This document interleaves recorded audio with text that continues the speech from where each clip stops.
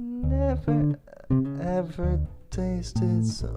I can't do it. I can't do it. I can't play and sing at the same time. And I also can't sing and play either individually. I'm not a musician. I don't know if it's gonna make a weird noise if I unplug the bass, but we're gonna see. 6, 7. Perfect. Drugs. Why would you do drugs? Why have you been doing drugs? Why would you do this? My whole life, I've grown up in a pretty good way. I had 2 parents. My body is healthy. I don't have any crazy neurodivergencies or outlying health conditions.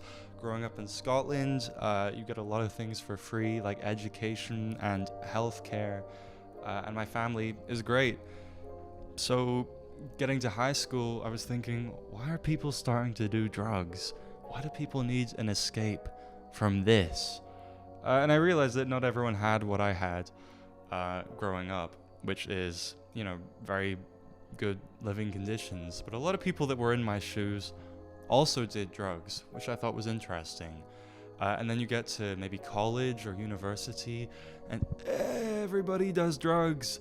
It's like trying to look for sweeties on Halloween. They are everywhere, especially if you go out clubbing or partying, or if you're on maybe an artistic course. I'm studying film, for example, and a lot of people think that doing drugs heightens their creative abilities, which is interesting. But getting to Edinburgh and starting college has me thinking that it's like expected that you take drugs. It's seems like part of the deal.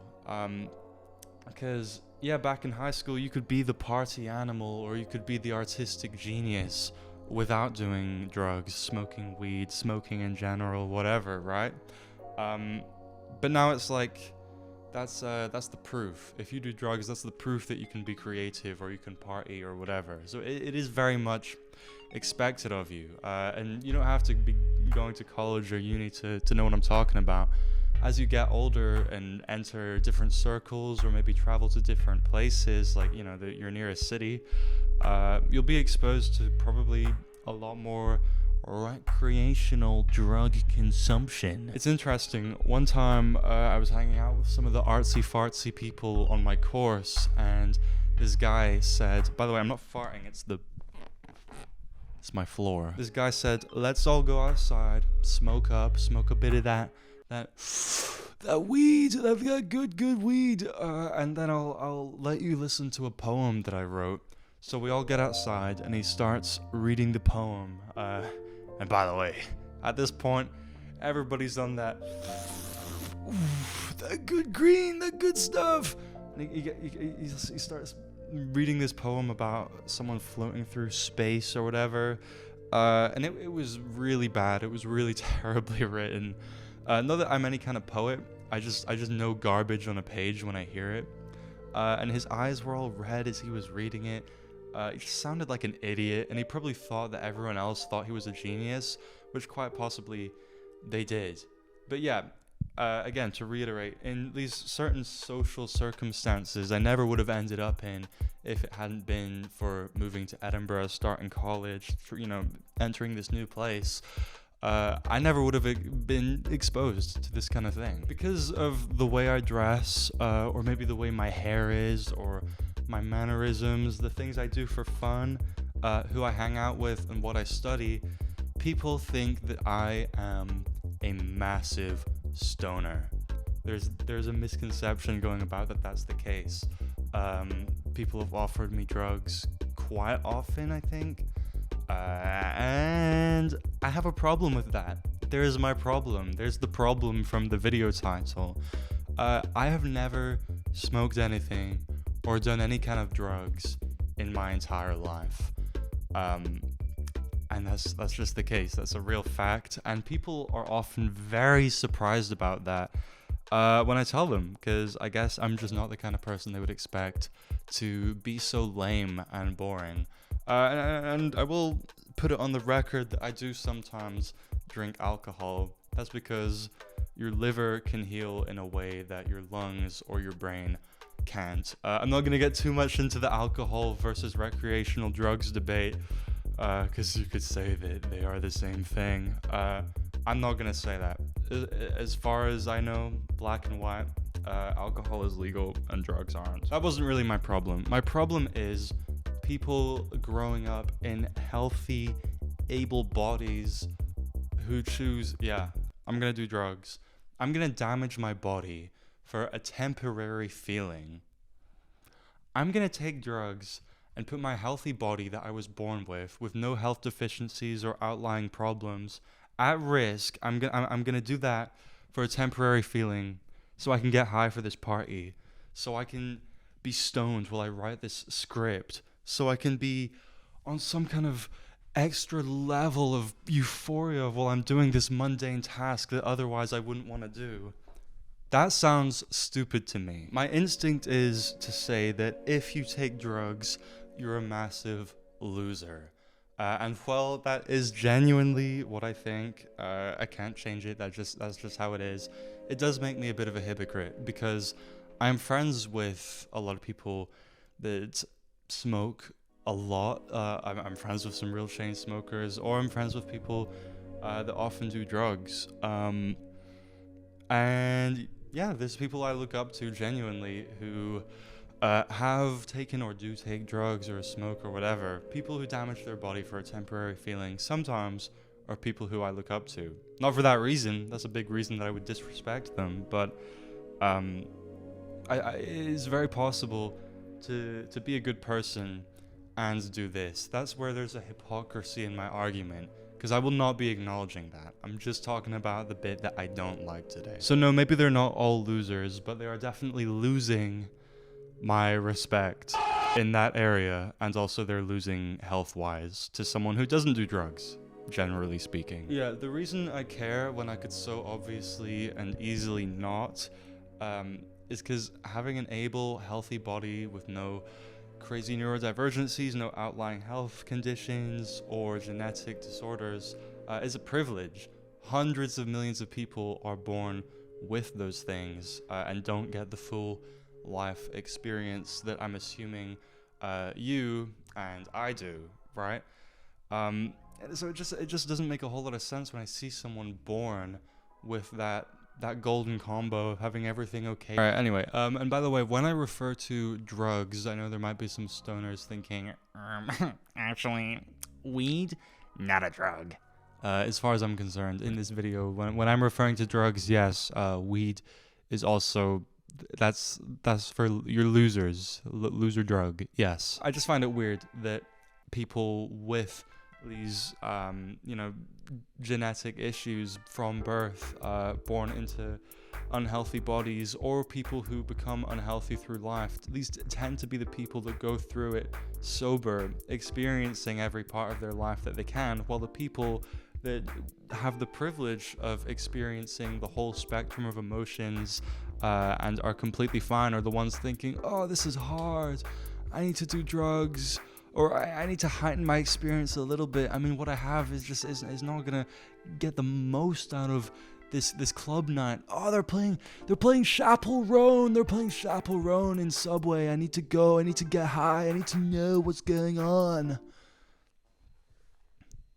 That's how you sound to me. That's not how you sound in real life, but that's what I hear. If you numb pain with drugs, then you will never reach that level of satisfaction ever again while sober. That is how addiction starts, buddy. You're creating a very unrealistic expectation for the rest of your life. If you use drugs to be okay once, or twice or 3 times, chances are you won't be okay without it, without some drastic measures to get out of that cycle. I'm assuming if you're my age and you need drugs to get over some kind of pain, some hurdle, some tragedy, I'm assuming, and this is a big generalization, I'm assuming it's a breakup, just give it some time, you'll be fine. I've actually been, with me being so woke and open-minded, I've been in relationships with smokers or people who have done drugs, just things that I wouldn't do, and it never works out. It never really works out because we can't have that gratitude for our full health in common. And I've actually been broken up with before because the person I was dating wanted to do drugs, and I stopped permitting it in our relationship. So in case you thought I sounded extra mean, I have been on the receiving end of a substance dispute-related breakup. The way I see it, and this is going to be hard to phrase. I mean, this is the second take because I couldn't really do the mental gymnastics to phrase this, but I'm going to try again. If you do drugs recreationally for fun, in your able, healthy body, in your good life, then you deserve the hand in life that these people who were born with outlying health conditions or genetic disorders have. You know what I mean? Like, I think the roles should be swapped. These people who were dealt a terrible hand in life from the very beginning and still manage to appreciate their life more and are more grateful for the health that they do have. I'm not saying you, the viewer. I'm just saying, like, the person who does drugs, you deserve the life that isn't like as good from birth, because you're less appreciative. By the way, I'm not saying that to live with Down syndrome, for example, is like a punishment. And that's not what I'm trying to say. I'm just saying that I wish the person with Down syndrome who has done nothing in life but be appreciative and grateful for the health that they do have, I think that is deserving of an uninterrupted life experience, you know? And the person who does interrupt their life and their health with drugs, that an able body was wasted on you, is basically what I'm trying to say here. In conclusion, don't do drugs. If you do drugs, stop. And I don't want to hear about how difficult it is to stop, because, and this is bad of me, this is, is not great, but I find it hard to have sympathy for someone that put themselves in these shoes where you have to end up quitting drugs, and it's difficult because you're addicted. But who got you addicted? Most likely it was yourself, right? Right? Come on. And yeah, it's going to be a long, windy road to sobriety. But I don't want to hear you saying, oh, my life is hard, I'm battling with addiction. When there's so many people in worse conditions, especially right now, with everything going on in other places,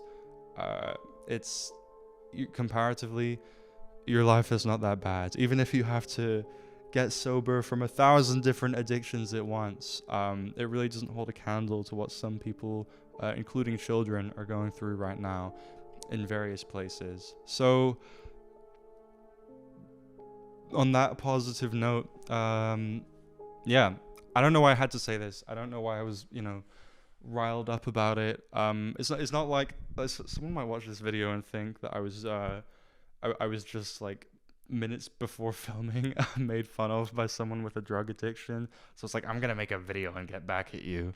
That's not it. This is just my philosophy. In these last few years, been very grateful for the life that I have, and I take back a lot of the attitude that I had previously. Maybe I took life for granted. Sometimes I even complained about being born in Scotland, which just seems so backwards to me now, because the privilege I have, the opportunities I've had from birth, are